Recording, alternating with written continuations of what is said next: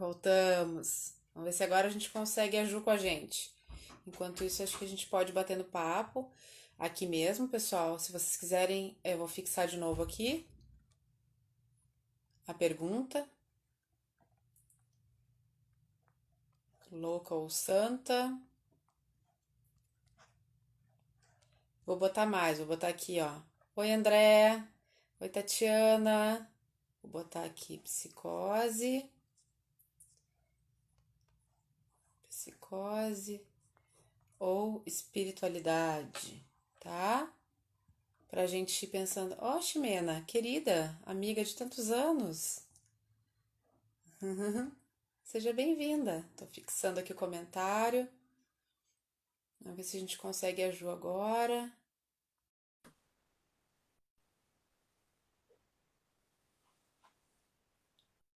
Vamos ver se ela entra. Agora, talvez entre. Não, caiu. Bom, gente, vamos conversando aqui mesmo. Esse é um tema muito caro para mim, né?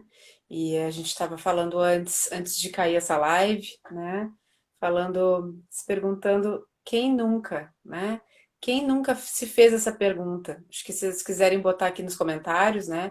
Quem nunca se perguntou, será que eu tô bem? Será que essa experiência que eu tô pela qual eu tô passando, será que é uma experiência de saúde mental, onde eu estou sentindo algo muito especial na minha vida, onde eu vejo um sentido muito grande, né, que me traz paz, que me traz tranquilidade.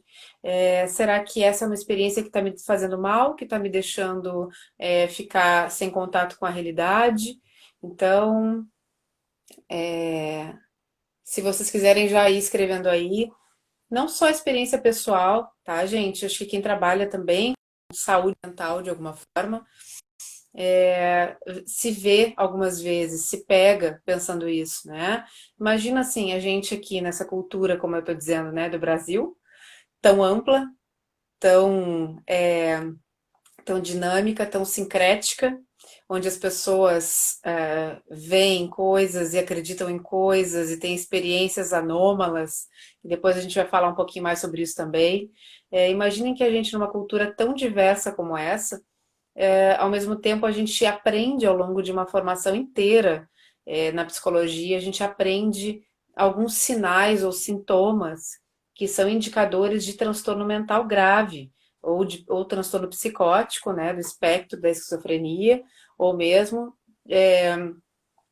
é, transtornos, o transtorno bipolar ou algum transtorno da personalidade, como a esquizofrenia. A gente aprende a reconhecer algumas dessas características que a gente vê presentes nas falas das pessoas com as quais a gente convive na nossa vida, no nosso dia a dia. A gente aprende na nossa formação que essas características, na verdade, são parte de quadros que descrevem condições mentais que não são relacionadas à saúde. Por isso a nossa pergunta é louca ou santa, e a nossa pergunta é: isso é psicose ou isso é espiritualidade? Né? É uma pergunta que a gente se faz, acho que na cultura do Brasil, mas é uma pergunta que a gente faz, a gente vê ser feita no mundo todo. Então, agora mesmo, um pouquinho antes, eu estava lendo um ensaio de um colega do Reino Unido, em inglês, onde ele escreveu assim, ele descreve toda uma vivência que ele teve quando ele morava na China, muito interessante. Estava praticando yoga e estava praticando tai chi por muito tempo. E ele tem uma experiência de breakdown, como a gente pode chamar, né, em inglês, mas é uma crise. Né? Nessa crise, ele acaba vivenciando tendo muitas experiências que são de caráter psicótico. Então, quando a gente fala caráter psicótico, tô aqui tentando trazer a Ju o tempo todo, pessoal, mas ela tá caindo, não sei por quê. Tá, Juju? Tô tentando te habilitar aqui agora. Não, tu entra e sai. Pode ser a tua internet. Beijinho. Estão mandando coraçõezinhas para todos vocês, todas vocês, tá? Se é um tema que interessa a vocês, se vocês têm perguntas sobre isso, basicamente a pergunta é: como é que eu sei? Ou assim, o quanto isso me toma, o quanto isso me impacta, pensar se existe ou não diferença entre experiências religiosas, espirituais e a presença de transtornos mentais ou psicose. Ou seja, será que eu sou louca ou santa? Né? Será que eu tenho algum transtorno mental ou será que eu estou tendo uma experiência espiritual? Olha aqui, tem uma pergunta aqui pra gente, descobrindo o sentido. Como identificar as diferenças quando trata-se de pessoas que seguem a Umbanda e o Espiritismo? É uma pergunta bem boa, é uma pergunta que eu tenho me feito há muitos anos, tá? É a pergunta que orientou toda a minha tese de doutorado, onde a gente, na verdade, eu vou contar um pouquinho, tá, para vocês, enquanto a gente vê o que que acontece com a internet da Ju. Se puder, podem falar. A Mari está perguntando. Mas eu vou contar então, já que essa pergunta do descobrindo o sentido, né? Está falando justamente dessas experiências ligadas a contextos que a gente chama de que tem uma prática de mediunismo, né? Então são contextos religiosos, pessoal, onde isso é incentivado. É interessante, né? Onde esse tipo de experiência é valorizada, é incentivada. Então a gente tentou entender um pouquinho dessas experiências nesses contextos no doutorado. Ó, acho que a pergunta da Mari cabe nisso que eu vou falar agora. Se puder, podem falar sobre transtorno delirante versus mediunidade, né? Então, assim, essa era a nossa pergunta. Então, quando eu fui fazer doutorado, eu fui lá para a Federal de Juiz de Fora e fiquei vinculada ao programa de medicina, de pós-graduação da medicina. E o meu orientador, acho que vários de vocês já sabem, era um psiquiatra, é o psiquiatra, o Dr. Alexandre Moreira Almeida. E a nossa pergunta, então, era justamente essa. A gente queria tentar entender pessoas que eram chamadas nos meios religiosos, basicamente naquela época eram meios do espiritismo de Kardec, não era Umbanda, né? Mas a gente queria tentar entender se essas pessoas que eram chamadas ou vistas como médiums, nesses contextos, como é que era a saúde mental dessas pessoas. Então, a gente pegou pessoas, gente, que iam nas casas espíritas da região de Juiz de Fora, batiam nas portinhas lá, iam lá ouvir palestra, receber passe, essas coisas do tipo, tá? Mas a gente não queria pegar participantes que tivessem um vínculo maior com a religião espírita. A gente não queria pegar o pessoal que participasse como frequentador do centro espírita, como trabalhador da casa espírita, porque aí a gente entendia que esse pessoal que trabalha muito tempo tem todo um contexto, de certa forma, que apoia a experiência dessa pessoa, né? Já deu um sentido, já contextualizou a experiência.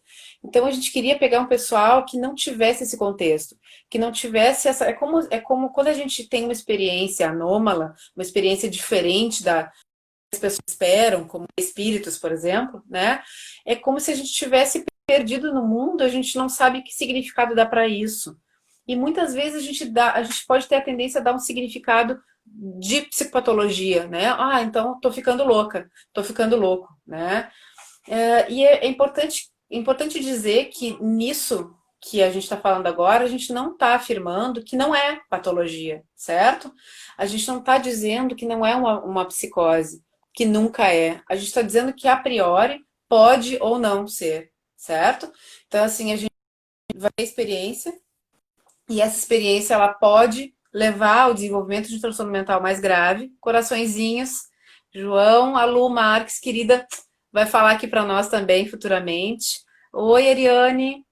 Luciano de Alencastro, querido, que honra ter você aqui. Então, é, pessoal, mesmo a Ju não conseguindo entrar, a gente vai conversando aqui, podem mandar mais perguntas. Eu estava falando do doutorado para poder responder duas questões sobre o fenômeno, né, da mediunidade na Umbanda, no Espiritismo, e estava contando que no meu doutorado eu pesquisei isso, né? E a gente queria pessoas, então, que fossem lá buscar ajuda nesses centros espíritas, mas ajuda não por causa dessas experiências especificamente, ajudas por outro tipo de coisa. Então as pessoas iam lá porque o irmão estava doente, porque o marido perdeu o emprego, porque queriam uma ajuda para o filho, porque queriam se sentir, né, com mais paz. coisas, assim, milhares de possibilidades, tá? E vou ler a tua pergunta aqui, André.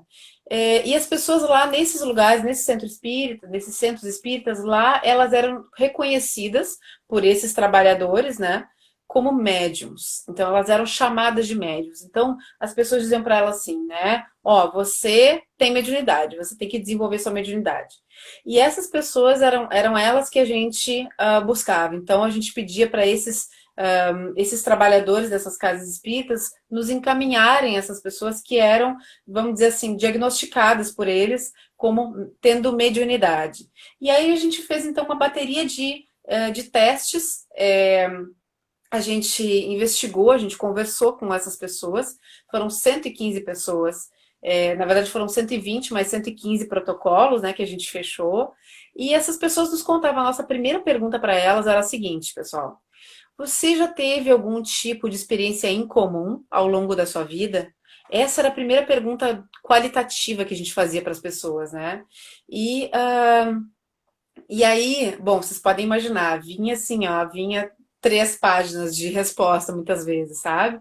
De muita experiência considerada incomum, tá? De tudo que é tipo que vocês possam imaginar. E aí depois a gente fez a gente, parabéns, obrigada, viu, querido?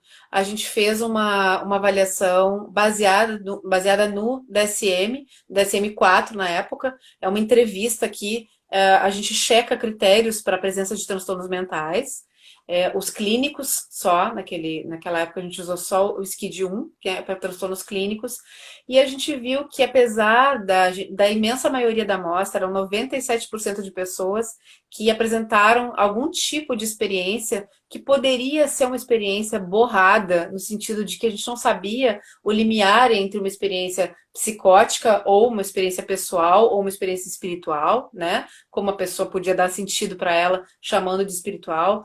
Eram experiências, então, borradas nesse sentido, porque a gente não entende qual que é a fronteira entre uma coisa e outra, tá? Então, assim, a gente teve 97% de pessoas, nessa amostra de 115 pessoas, que apresentaram experiências mil, de ver coisas, ouvir coisas e ter experiência fora do corpo, de tudo, né, os relatos, tá? Mas apenas 7% dessas pessoas realmente fecharam os critérios para configurar um transtorno psicótico, certo? Então, vamos pensar que numa amostra de 115 pessoas, com 97% delas apresentando experiências incomuns ou anômalas, e algumas delas ressignificavam suas experiências, dizendo que eram experiências espirituais, somente 7% delas realmente fechou critérios para um transtorno psicótico. E aí a gente se pergunta, mas isso é psicose ou é espiritualidade, Letícia? As pessoas eram loucas ou santas, né? Na brincadeira. E a resposta, pelo menos no meu doutorado, né, pessoal, é que assim, a gente teve uma prevalência muito mais alta do que a média da população no mundo para transtorno psicótico. A gente tem uma prevalência de 3% no mundo para transtorno psicótico. A gente teve uma prevalência de 7%. Ou seja, a gente teve uma amostra que sim, e mais, a gente teve 70% dessa amostra apresentou transtornos mentais comuns, em sua maioria ansiedade, né? Então a gente vê que é uma amostra, são pessoas que têm esse tipo de experiência, tá?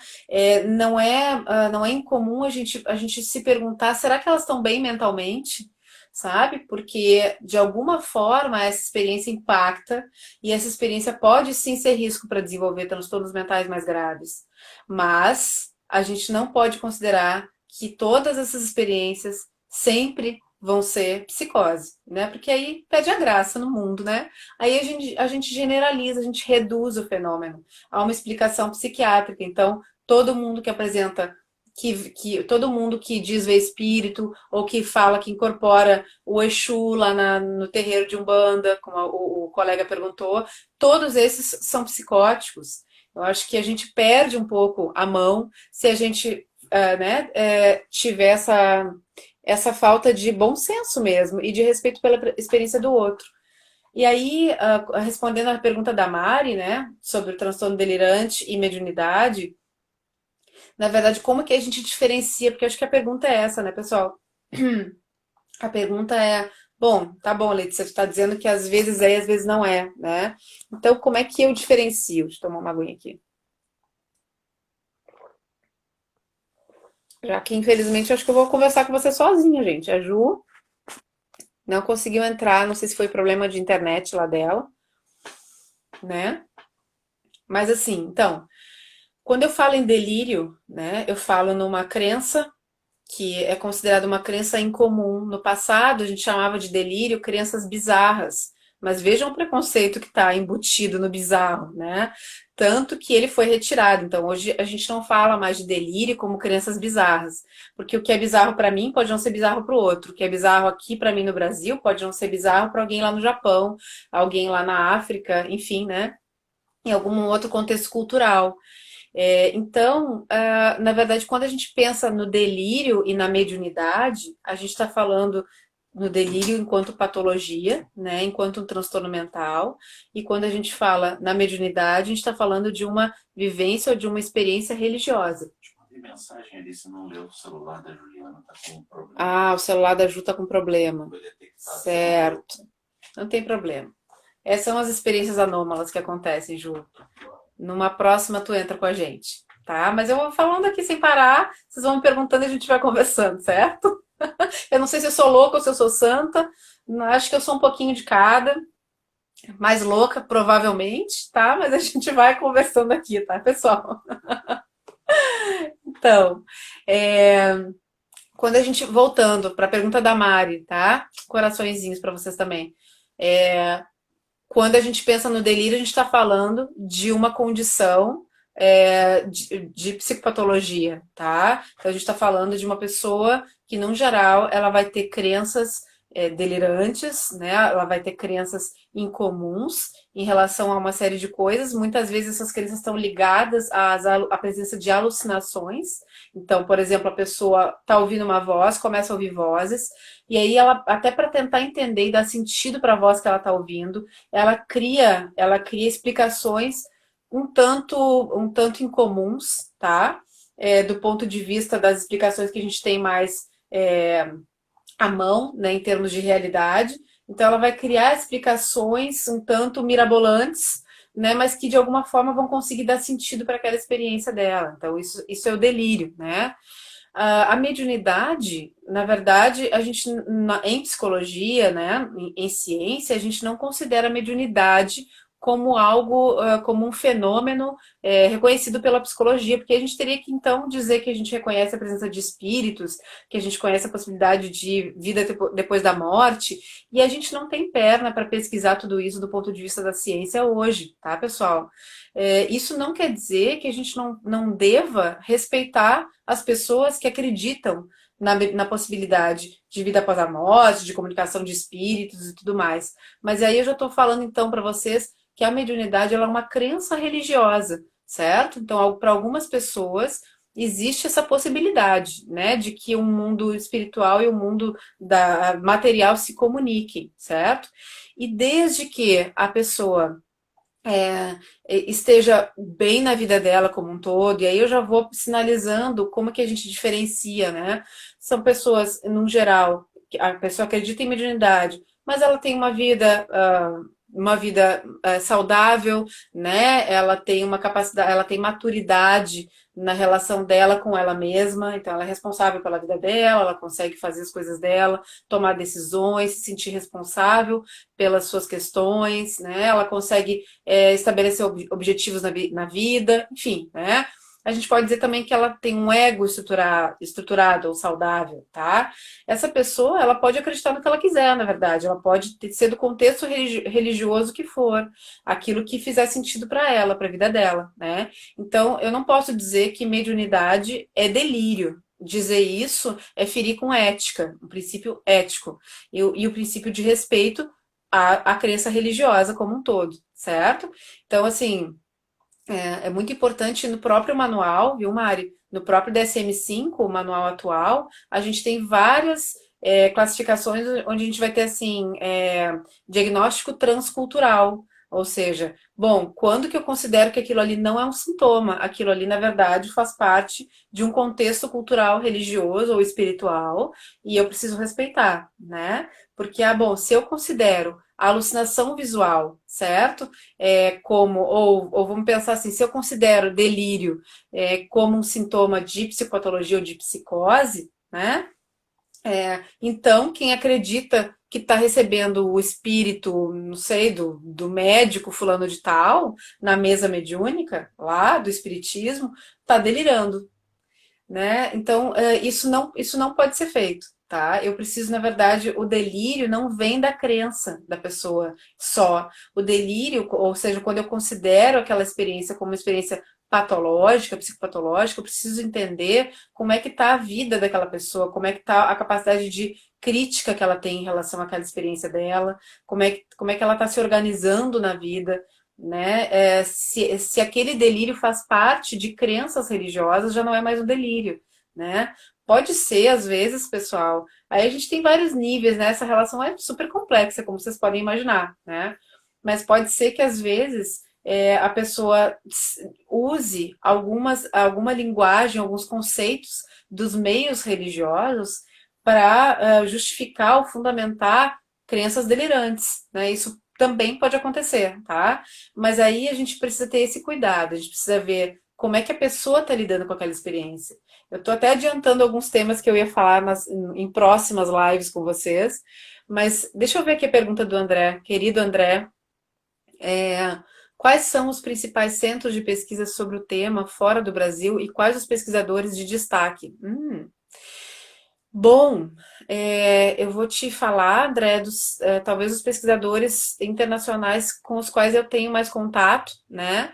E acho que, para mim, acho que uma das pesquisadoras que eu tenho visto, né, que mais tem lidado com esse tema no mundo e que criou todo um projeto, uma força-tarefa, sabe, para pesquisar pessoas com esse tipo de experiência e como que a gente distingue se a experiência está saudável ou não, é a doutora Emanuele Peters, lá do King's College, de Londres. Tá?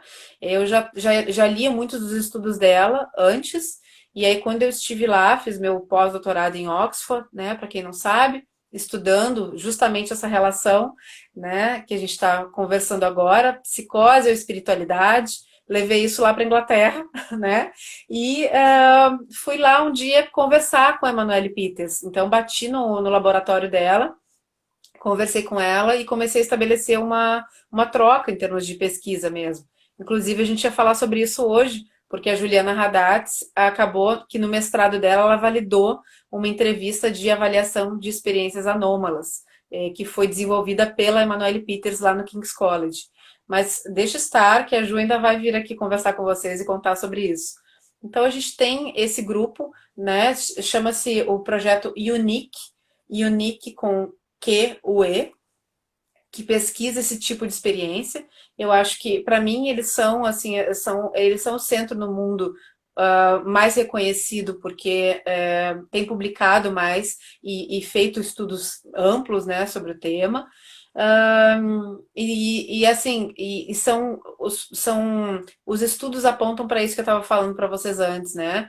É muito interessante que eles falam o seguinte, eles falam, não importa o que você está experienciando, então, não importa se você tem uma experiência mediúnica, se você incorpora o preto velho, se você baixa o Espírito Santo, se você tem contato com os dons do Espírito Santo, né, os carismas, se você, enfim, tem uma experiência, né, na sua riqueza que você quiser, se você tem experiências de saída do corpo e volta para o corpo, enfim, sonho lúcido, tem uma série de experiências que a gente chama carinhosamente como experiências anômalas e que são ressignificadas em outros contextos. Então a pessoa tem as experiências e daqui a pouco ela entende, ela se encontra, né? Ela entra em contato com uma explicação religiosa ou espiritual para a sua experiência e ela passa a chamar essa experiência de experiência espiritual, de mediunidade, de receber o Espírito Santo e assim vai, né?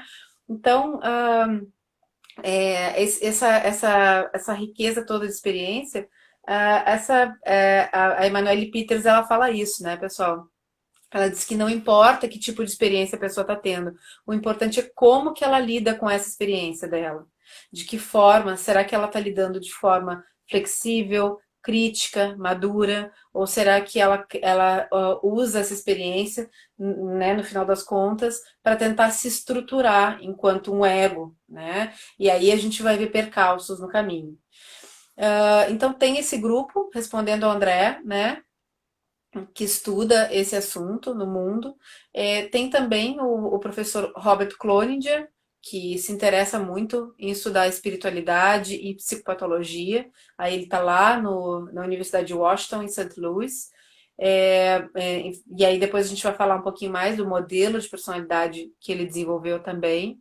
E tem assim, tem vários grupos no mundo inteiro, tem inclusive um esforço que eu estou começando a fazer parte dele, é o Hearing Voices, né? E o pessoal da. Como é que é o nome do pessoal? Depois eu posso passar para vocês, posso passar para ti, tá, André? Tem um grupo que a gente chama no Brasil de Repensando a Loucura, certo? Mas é um grupo que se reúne no mundo inteiro e eles fazem questão de falar com especialistas como eu, como você, André, mas também de ouvir os experienciadores, ou seja, pessoas que passam por essas experiências, né, que não são profissionais da saúde mental, mas que vivenciam o estudo, e eles fazem questão de dar voz para essas pessoas, né?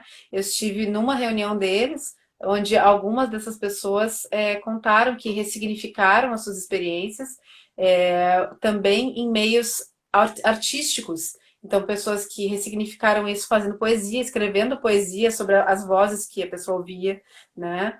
É muito bonito, muito interessante. Então, tem também, ou seja, acho que tem gente fazendo pesquisa fora do Brasil, pesquisa mais hard, né? Numa ciência mais dura, mais exata, talvez. Mas tem também esses grupos no mundo inteiro. Tomar aguinha. Copo da Clara Luz, da minha filha. Mas tem também pessoal no mundo inteiro interessado nesse tipo de experiência quando ela não é patológica, tá? Poderia dar um exemplo de uma dessas experiências anômalas? Eu acho que eu acabei de dar. Oi, Vasco, tudo bem, querido? Deixa eu ver se tem mais alguma pergunta. O Vasco tá dizendo isso, Letícia, de louco e de santo, todos temos cada um pouco, né, Vasco? Nós sabemos. O que vocês acham, pessoal? Vocês sentem isso? Se alguém aqui, já que a gente falou dos experienciadores, né? Se alguém aqui já teve alguma vivência dessas, e queira contar um pouquinho para nós, pode contar. Às vezes a gente tem essas experiências também presentes no transtorno bipolar, né? Na fase de hipomania, ou mesmo de mania, certo? Mas enfim, eu acho que é uma riqueza. Temos mais perguntas aqui. Alguma dica para facilitar o diagnóstico diferencial, além do DSM? Então, Mari, temos sim, né? Temos dicas. Peraí. Cheguei, o Luiz falou. Oi, Luiz. Prazerzão te ter aqui, como sempre. O Vasco está dizendo, no médium as condições de vida estão preservadas. É e não é, tá, Vasco? Porque às vezes, como eu falei antes, né? Às vezes a gente vai ter pessoas que estão numa condição, numa estrutura, né, psicológica, numa condição mental que não está saudável, a pessoa não está integrada, não está madura, não está conseguindo lidar com as experiências de forma tranquila, e às vezes ela vai usar uma linguagem, né, dos meios religiosos para tentar fundamentar e explicar aquela experiência, mas na verdade ela tá doente, né? Então, nem todos os médiums, vamos dizer assim, são pessoas que têm saúde mental, né, pessoal? Acho que assim como a gente não pode reduzir para um lado, a gente não pode reduzir para o outro. Isso é bem importante, né? Então, assim como a gente não pode reduzir, ou seja, pegar todo o fenômeno de experiência religiosa e espiritual que existe no mundo e reduzir para uma explicação de psicopatologia e só, e ponto final, né? A gente também não pode pegar todo o fenômeno que existe no mundo e reduzir para uma explicação só espiritual. Não que tu esteja fazendo isso, tá, Vasco? Só lembrei, peguei o gancho. Mas a gente também não pode dizer que então sempre é espiritual, certo? A gente tem que saber que, bom, às vezes e às vezes pode ser as duas coisas juntas, né? Às vezes a pessoa está tendo uma experiência pessoal muito rica, né? A gente, em psicologia, a gente não considera espiritual no sentido ontológico, né, pessoal? Então, a gente estudando essa área, a gente não quer dizer que a gente está fazendo aqui uma pregação de que existem espíritos, lembra disso, né? Então, a pessoa vai atribuir esse conceito, esse significado para a sua experiência, ela vai dizer espiritual, tá? A gente vai dizer que é uma experiência de profundo sentido quando ela está saudável, né? Então, ou seja, eu posso ter, eu tive agora há pouco tempo no consultório, sigo atendendo, uma pessoa que estava tendo uma experiência de profundo sentido, uma experiência espiritual de profundo sentido, mas ela também estava psicótica. Ou seja, só para complicar mais a mente da gente aqui, Letícia, como assim que não ia me dar critérios para diferenciar uma coisa da outra, agora está complicando mais. Ou seja, né, além de não ser tão fácil da gente diferenciar, às vezes a gente vai ter as duas coisas, né? A gente vai ter psicose e a gente vai ter um relato de uma experiência muito profunda junto, né? E aí vem um gancho também que é muito importante a gente fazer, né? Que parece assim que quando é psicose, então, é psicose ou espiritualidade? É psicose. Então é psicose, então acabou. Psicose tem que tratar com remédio e acabou. Não, é experiência espiritual. Então, experiência espiritual.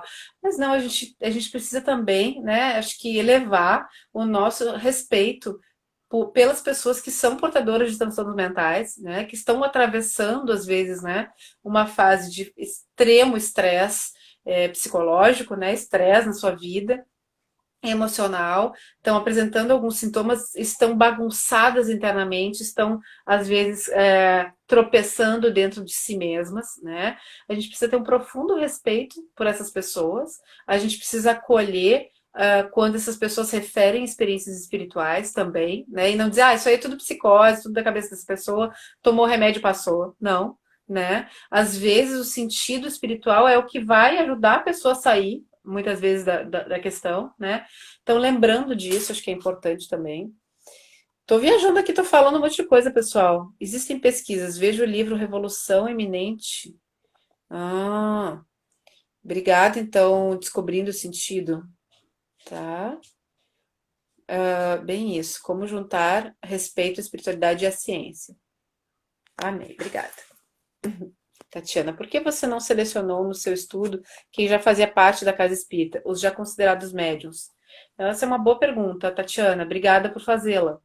Então, a nossa ideia era justamente não pegar essas pessoas. Eu expliquei um pouquinho no início, vou explicar de novo, tá?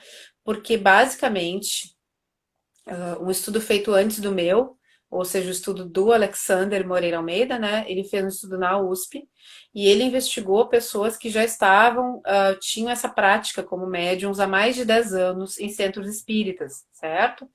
E quando ele defendeu a tese, na banca dele, de professores, fizeram uma crítica, que foi uma crítica interessante. Então, uma das pessoas da banca disse assim: mas quem me garante que essas pessoas não são psicóticos funcionais? E que eles funcionam bem graças a terem esse ambiente seguro, né, onde eles contextualizam, dão significado para a experiência, e isso faz como se fosse uma estrutura ao redor de um ego que está desabado, né, desestruturado. Então, seriam psicóticos que funcionam bem no meio religioso, tá? Para a gente tentar justamente fugir desse viés, a gente tentou pegar pessoas que não tinham esse suporte. Então, as pessoas que foram chamadas, coraçõezinhos, para vocês também, estou recebendo vários, as pessoas que foram identificadas como médiums, mas que não tinham esse vínculo, porque imagine que é todo um vínculo social, realmente um suporte social que é dado, né? Então, tem pessoas no grupo lá, né, que vão reconhecer a experiência como mediúnica, que vão dar suporte, e que vão ser amigos dessas pessoas, né, formando uma base social que pode mesmo estruturar uma pessoa. Então a gente queria as pessoas que não tinham essa base, justamente para ver, né, para tentar triar a psicose também, né? A gente até pensou, pessoal, em ir para as emergências psiquiátricas, né? E tentar coletar pessoas que estavam falando de experiências incomuns ou anômalas, né? Com conteúdo religioso. Mas aí a gente achou que fosse, aí sim a gente fosse enviesar muito e fosse pegar o pessoal que já está mais pro lado do transtorno mental. Então a gente achou que uma amostra de pessoas que iam procurar ajuda, coraçõezinhos para vocês, ajudas em centros espíritas e que não tinham esse suporte, né, de dizer, eu tenho uma religião, já tenho um grupo, isso já tá significado para mim, já está contextualizado, estou bem com isso. A gente queria pegar as pessoas que, e realmente, né, as pessoas que eu entrevistei eram pessoas que, em sua maioria, não queriam ter o que elas tinham, né? Elas diziam assim, eu não quero ter, né? Eu não quero. Eu tinha uma pessoa que referia, né, relatou ter sonhos premonitórios. Então ela dizia assim: eu não quero sonhar com isso. Eu sonho e depois as pessoas não acreditam, eu não sei como explicar, e dá uma semana acontece que eu estou sonhando. Eu queria me livrar disso, me ver livre disso. Né? Então, eram essas pessoas que estão, de alguma forma, incomodadas com a sua experiência. Até porque, pessoal, o que a gente viu e segue vendo é que algumas vezes quando as pessoas começam a ter experiências diferentes ou anômalas, começam a ter isso, antes delas acomodarem essa experiência numa rede de sentido, elas ficam muito incomodadas, né? Elas têm sim algum sofrimento, elas podem ter sim algum desgaste em termos sociais, né? Em termos de relacionamento social, dá algum trabalho para elas, né? Isso. Então a gente. E aí passa um tempo, essa pessoa costuma achar um sentido para a experiência, ressignificar isso e ficar bem com isso, né? As pessoas que têm, vamos dizer assim, as pessoas que não têm a presença de um transtorno mental mais grave, né? Deixa eu ver se tem mais pergunta aqui. Gente, podem fazendo mais pergunta, tá? Conhece centros de pesquisa em Israel? Não conheço. Olha, você pode me falar então. O Thiago está dizendo aqui, já tive vivências na Umbanda marcantes, mas não sou santo, nem louco. Pois é, você está dizendo, né, pessoal? Que quem sou eu para dizer que ele é uma coisa ou outra, né? Mas Thiago teve as suas experiências também, né? Aqui, o Alexandre nos falando, eu tive algumas experiências. Sou estudante de psicologia e sacerdote de Umbanda. Obrigada, Alexandre, pela tua contribuição, viu? Então aí a gente vê, né, pessoal, que nós, da psicologia, nós somos seres humanos, né? Como a gente falou na nossa outra live, né? A gente está dentro do mesmo contexto cultural que todas as pessoas no Brasil e no mundo, né? Assim, a gente compartilha, nós somos seres humanos e a gente vai ter as nossas escolhas religiosas, espirituais, as nossas experiências que a gente vai dar os nomes que fazem mais sentido para nós, certo? E o ponto é como que a gente consegue equilibrar, né? Fazer isso de forma equilibrada na nossa vida, né? E aí eu já vou dar a dica. Acho que a gente precisa sim se informar muito, né? A gente aí falando mais da gente profissional de saúde, né?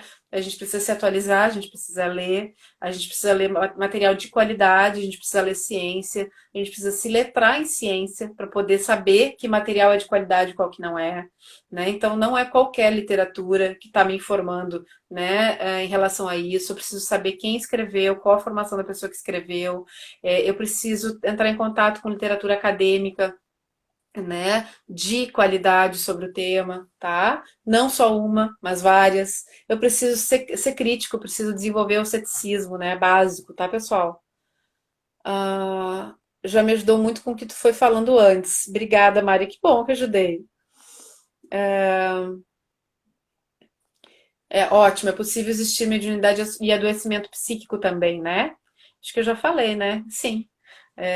E lembrando que a gente está falando aqui de mediunidade, né? De uma forma que eu ganhei um cafezinho aqui, porque eu mereço. Obrigada, Thiago. Manteve a calma, né? Mesmo frente às Viu? Fiquei intempéries super calma frente às tecnológicas. intempéries. Tá A Ju maravilhosa a não live. participou, me deixou aqui falando, mas o pessoal está conversando Maravilhosa. comigo, então eu não estou Todo sozinha. mundo curtindo, tá ótimo. Que bom. É um brinde de cafezinho, tá, pessoal? Beijinho. Ai, que lindos coraçõezinhos. E, bom, Mari, acho que eu já falei um pouquinho, né, da questão da mediunidade, do adoecimento psíquico, né? É possível ser louca e santa, basicamente. né?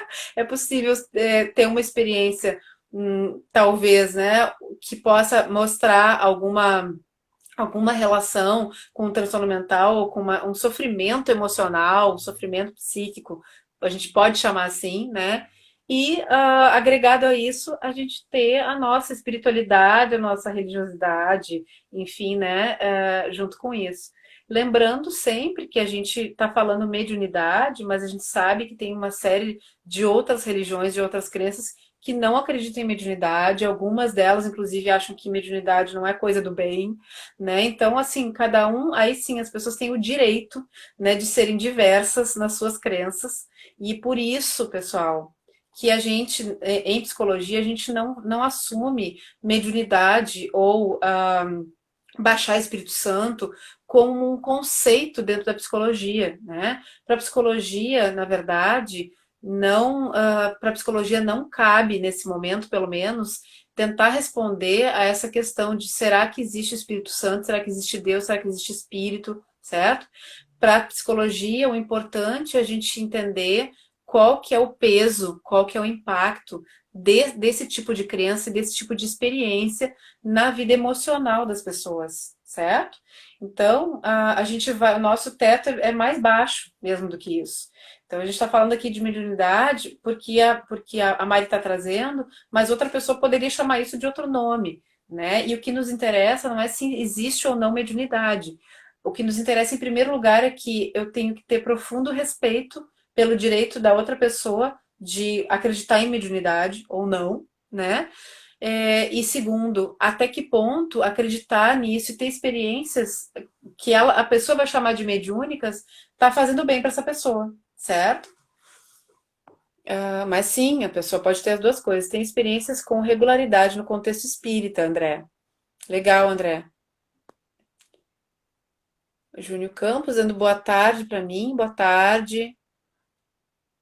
Médium e louco ao mesmo tempo. Vamos ver aqui a Lana.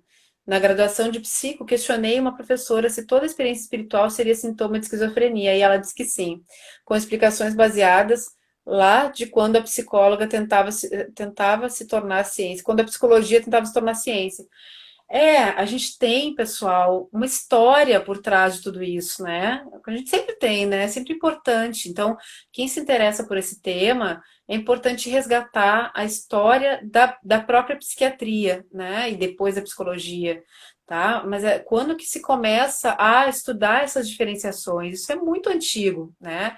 A gente tem vários estudos, vários professores, o pessoal lá do Interpsi da USP, né? Tem alguns textos maravilhosos também, recontando um pouco a história da psicologia, que ela se dá nesse meio de ocultismo. Então a gente estava lá século XIX, né? Início do século XX, aí onde se acreditava em histeria e em mediunismo, né? Então existia realmente esse clima assim desse misticismo, né? Então a gente também tinha os charlatães, o pessoal que trabalhava com ilusionismo, né? Que fingia ver coisas, ver espíritos, fazer como é que a gente chama? Não só telepatia, mas ah, como é que a gente diz? Teletransporte, né? Se teletransportar, tinha de tudo, né? Então a gente estava ali numa efervescência, num contexto muito efervescente. E de certa forma, para a psicologia se estabelecer como ciência, ela precisou se separar de tudo isso, né? E dizer, olha, eu sou ciência, eu trato de laboratório, e falou de mediunismo, histeria, psicopatologia e acabou, tá? Agora, pensa bem, né? Uma professora justificar e responder hoje, né, século XXI, a mesma coisa do que a gente via lá no início da história da psicologia, é muito triste, né? Mostra desinformação. Então, assim, eu falo sempre para os alunos de graduação, incomodem os seus professores, questionem, não aceitem tudo. Eu fui a mais chata do mundo, né? Nesse sentido, tá? Em outros também, talvez, né? Mas eu acho que é louca, santa ou chata, né? Eu era muito chata no meu curso de graduação, porque eu não estava aceitando assim tão fácil as coisas, tá? E eu peço também para que os colegas da área para que as pessoas que vão buscar psiquiatra, psicólogo, se incomodem e tragam essas questões, né, no seu contexto e se incomodem e que os colegas se incomodem no bom sentido, né, de que, olha, isso aqui não pode ser só patologia, será que a gente tem como entender isso de forma mais ampla? Às vezes, poxa, será que eu não estou vendo e eu estou sim desenvolvendo um transtorno mental comum, desenvolvendo uma depressão, porque eu estou sei lá, eu estou significando uma experiência minha como uma experiência espiritual, mas isso está me gerando culpa e eu estou ficando muito mal com isso, estou entrando em depressão, tá? Então, na verdade, a gente vê que é um campo super rico, né, pessoal? A gente poderia falar aqui sem parar, estou aqui sem a Ju falando sem parar. Ah, e a vida é assim mesmo, as pessoas não são tão simples com os casos clínicos da SM. É, triste o aumento de suicídio entre religiosos.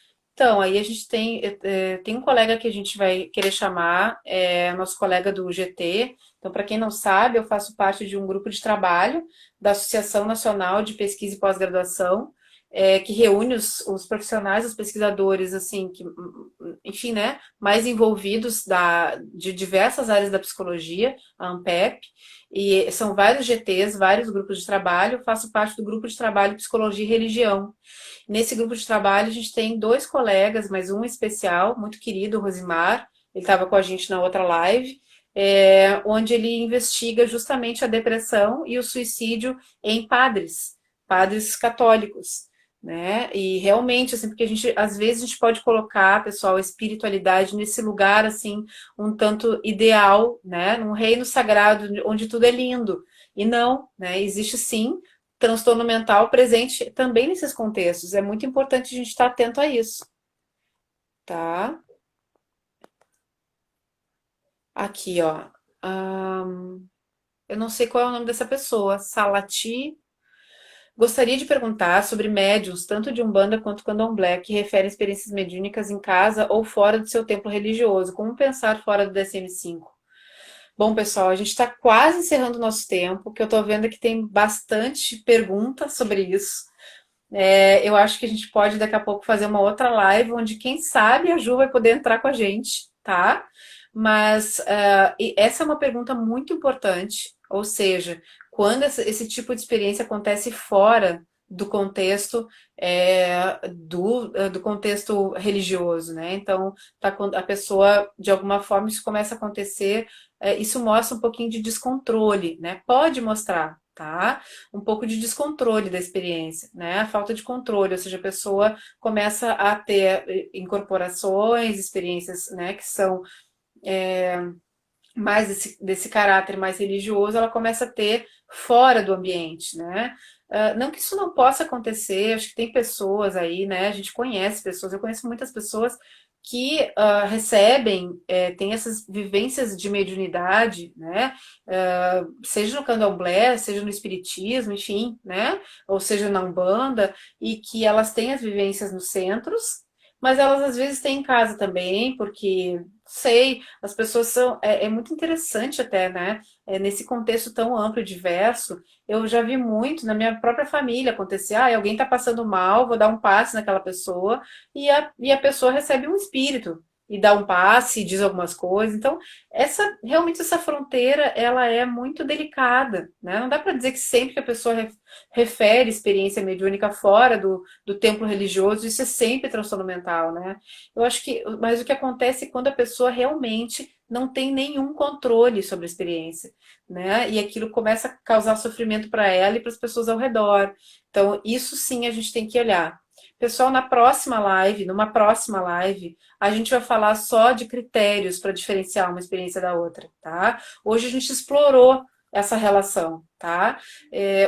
A minha pesquisa, assim, há 15 anos eu venho investigando critérios um pouco mais seguros, que nos ajudam a diferenciar uma experiência saudável de outra experiência não tão saudável. Bom, daqui a pouco vai cair essa live aqui. Convida para as pessoas seguirem. Então, sigam a gente. O Thiago está aqui me perguntando, me cochichando aqui, para eu dizer para vocês seguirem a gente no Unusual, né? A nossa iniciativa é justamente poder conversar assim com vocês, poder responder perguntas, poder mostrar que esse é um tema que se for bem trabalhado, bem fundamentado do ponto de vista da ciência, né? Nada contra o ponto de vista da religião, mas aí a gente vai falar de outro lugar, né? Aqui a gente está falando do ponto de vista da ciência. O Unusual, ele vai falar sempre desse ponto de vista. A gente chama de estritamente acadêmico. Então lá a gente está colocando bastante conteúdo. A gente vai voltar a oferecer cursos em breve, né? Sempre cursos que são acessíveis em termos financeiros, porque a nossa ideia realmente é que a gente possa informar, multiplicar isso, que a gente possa naturalizar essas perguntas e esses assuntos, tá? Aqui o pessoal me dando parabéns. Obrigada, Luciano. Pessoal super contribuindo aqui. Deixa eu ver se tem mais alguma última pergunta. Eu acho que tem um pessoal aqui que é de uma religião. Deixa eu ver, do judaísmo, né? Acho que é bem interessante. Gente, me interessa. Qualquer tipo de experiência religiosa, espiritual me interessa. Então, vocês podem, e vai ficar gravado assim, lá. Então, aqui no IGTV do Unusual, é só entrar ali. Tem várias outras. Oi, Giovana, atrasada, mas cheguei. É só vocês irem ali, pessoal, no Unusual, que vocês vão. Ah, obrigada, querido. Agradecendo a minha simpatia, viu só? Muito simpática. Louca, como é que é? Santa, chata e simpática.